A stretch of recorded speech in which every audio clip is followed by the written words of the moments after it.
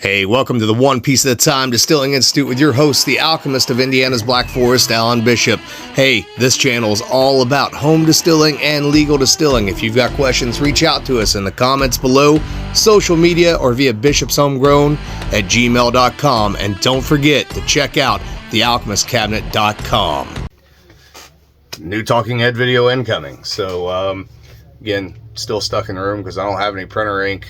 Going to be working on that shortly so I can start doing questions at the Golden Eagle Tavern, because I think the backdrop is awesome when we're at the Golden Eagle Tavern, and it's also where my spirits library is. So all the really good stuff to drink, that's where it's at, is up at the tavern. So that being said, we had a great question come in, and for those of you who are new to the channel or who are not new to the channel, anytime you have a question about home distilling or professional distilling, I don't know everything, but I certainly have spent my time in the industry and done as much research as I can, and I try to help out people anywhere that I can.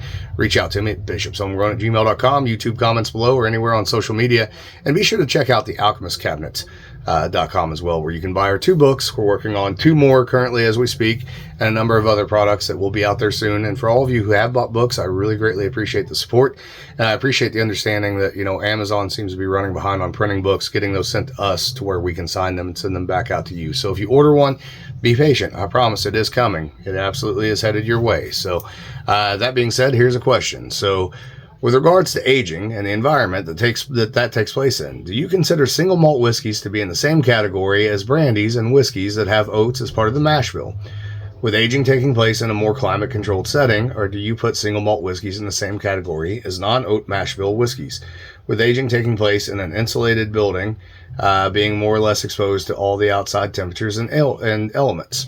So the question is being asked here is, my personal way of approaching maturation for distillate is I divide the distillate into distillates that need a less dynamic aging environment, things like apple brandy, grape brandy, things with oats in them in particular. In my opinion, you don't want real high temperatures. You don't want real low temperatures. So much more of like a brandy shy sort of situation, where you're talking 30, maybe 40 degree temperature differential throughout the year at the very most. Relatively high angel share, about 7% a year, but holding on to more of those volatile components that made the raw material what it was when it was ripe in the field, or during fermentation, or during white spirit distillation, so that you can really hold on to the characteristics of what those things are and what would make that particular spirit unique to you once it's matured, versus say something like corn or rye, where you really kind of need a dynamic aging environment and going up to the high temperatures and low temperatures throughout the year in order to blow off some of the volatility that you actually don't want to hold on to with those particular products. I don't know that a whole lot of other distillers in the U.S. are thinking that way. I haven't had conversations with a lot of them that lead me to believe that they're thinking that way. But for me, my style of distillation and what I do, those are the methods that seem to work for me at my current distillery. So being able to hold on to that volatility of the apple so that you still taste the apple no matter how old that apple gets, and you still smell the apple no matter how old that apple brandy gets, is a matter of somewhat having at least some tangential control of the environment and not going to real high temperatures, right? Versus, again, with the rye, being able to blow off some of the elements that typically make rye more spicy, more black pepper in particular, that needs that very dynamic aging environment with the high temperatures, low temperatures, etc. So the question here is, do I think, which of those 2 categories do I think that single malt falls into? So traditionally in Scotland, of course, you know, they have lower average temperatures than we do, and so they tend to age for a very long amount of time, or mature for a long amount of time. They also tend to use a lot of used barrels, specifically used bourbon barrels, which don't have the same effect as what, you know, a new American oak charred barrel would have comparatively. So they tend to, you know, let things go for 12, 15, 20 years, etc., because they don't have that dynamic environment, right?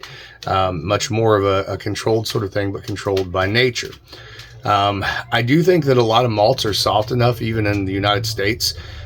You know, looking at some of the brewers' malts, etc., most of them are soft enough that I think that you're going to warrant that environment that holds on to some of that volatility.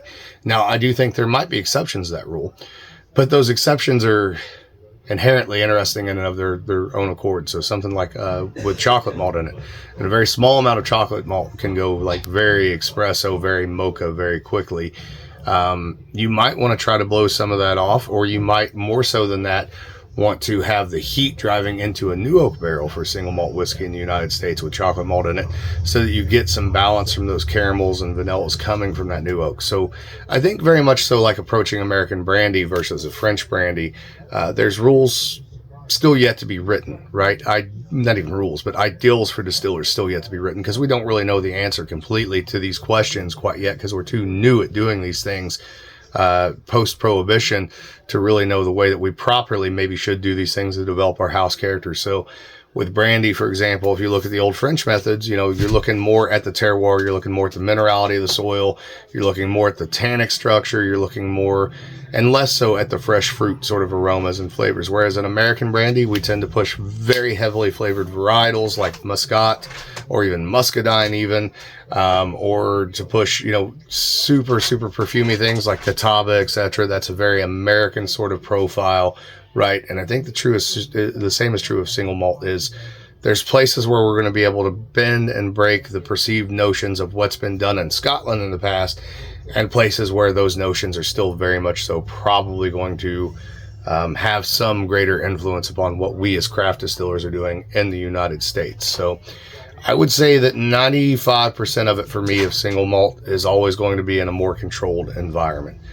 There are rare exceptions where I might be wanting not so much to drive off that volatility, but I might be wanting more to balance the barrel and the extraction from the barrel with the raw material, which may take a more dynamic environment to get that out of, if that makes sense. So anyways, hope that answered your question, man. And as always, reach out to me, bishopshomegrown@gmail.com, YouTube comments below, social media.